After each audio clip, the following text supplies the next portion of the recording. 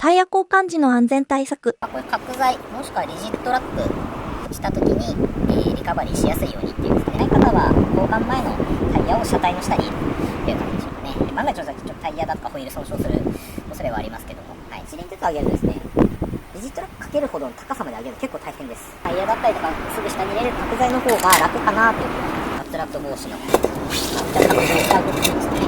下ろしてみましょう。ここに引っかかるので、多少隙間がある。ジャッキがもし外れたとしてもカバーしやすい。